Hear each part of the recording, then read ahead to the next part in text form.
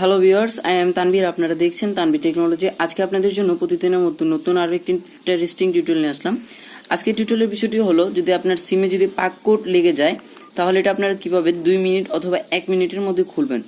So viewers, এটি খোলার জন্য আপনাকে যেটি করতে হবে সেটা হলো, আপনার যদি আপনি পিন দিয়ে রাখেন আপনার মোবাইলে পিন কোড, তাহলে পিন কোডের যদি অনেকবার ভুল হয়ে যায় তখন আপনাকে পাক কোড দিতে বলে।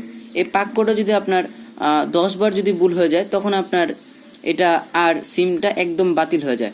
সো আমার এটা আর 3 বার মাত্র করতে পারবো, না হলে আমার সিম বাতিল হয়ে যাবে। সো এখন এটাকে আমি করার জন্য আমি আপনার যে পাক কোডটা চাবে, এটা আপনার যখন সিম কার্ড কিনবেন, সিমের যে উপরে যে খোসাটা আছে ওই খোসাটা, অর্থাৎ যে সিমের যে কভারটা আছে, কভারের মধ্যে আপনার পাক কোডের যে পয়েন্টগুলো আছে ওগুলো আপনাকে বলে দিবে। তো যদি আপনার সিম কার্ডের যদি ওই খোসাটা অথবা কভারটা যদি হারিয়ে যায় তাহলে আপনি কি করবেন? সো আপনি অন্য একটা যে সিম, সেই সিমের কোম্পানিকে আপনি কল করতে পারেন। যেমন আমি কল করে আমি কিছুক্ষণ আগে এই সিমের যে পাক কোড রয়েছে, যে সিমের পাক কোড নাম্বারটি হয়েছে সেই নাম্বারে আমি কল দিয়েছিলাম, মানে অন্য একটি সিম দিয়ে। সাপোজ আমার মোবাইলের যে সিমটা সেটা হলো এয়ারটেল সিম, আর আমি কল দিয়েছিলাম অন্য একটি এয়ারটেল সিম দিয়ে। কল দিয়ে আমি বলে দিলাম যে আমার এরকম নাম্বার এবং আমাকে এরকম পাক কোড লেগে গেছে। সো আমি এখন কি করব? এবং সে একটি পিন কোড দিবে। সো আমি পিন কোডটা আমি খাতায় লিখে রাখলাম। এই পিন কোডটা আমি খাতায় লিখে রাখছি, সবগুলোতে এক না, বিভিন্নটার মধ্যে বিভিন্নটা হবে। সো এখন আমি এটাকে খুলবো। এখন আছে হলো পিন কোড।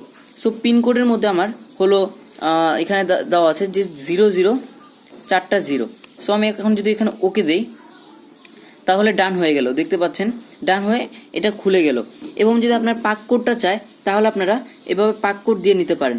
আপনার ওই কাস্টমার কেয়ারে কল দিতে পারেন, কাস্টমার কেয়ারে কল দিয়ে আপনি জেনে নিতে পারেন। এখানে দেখতে পাচ্ছেন যে এখানে এখন সিমটা অ্যাক্টিভেট হয়ে গেছে। একটা সিম ছিল, একটা সিমই অ্যাক্টিভেট হয়ে গেছে এবং একটা সিমই লক হয়ে গেছিল।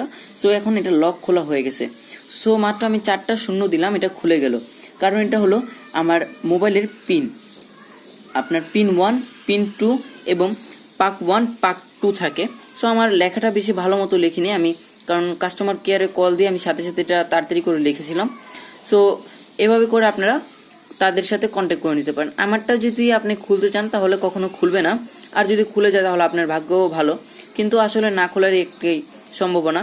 আপনার এটা খুলবে তখনই যখন আপনার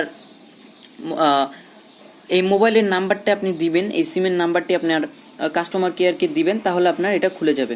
সো ভিউয়ার্স, আজকের ভিডিওটা এই পর্যন্ত ছিল। আশা করি সবাই বুঝতে পেরেছেন। যদি কারো কোনো কোশ্চেন থেকে থাকে আমাকে ভিডিও ডিসক্রিপশনে আমার ফোন নাম্বারটি দেওয়া আছে, সেখান থেকে কল করতে পারেন অথবা কমেন্টস বক্সে জানাতে পারেন। সো ভিউয়ার্স, বাই বাই, সবাইকে ভালো থাকবেন, সুস্থ থাকবেন।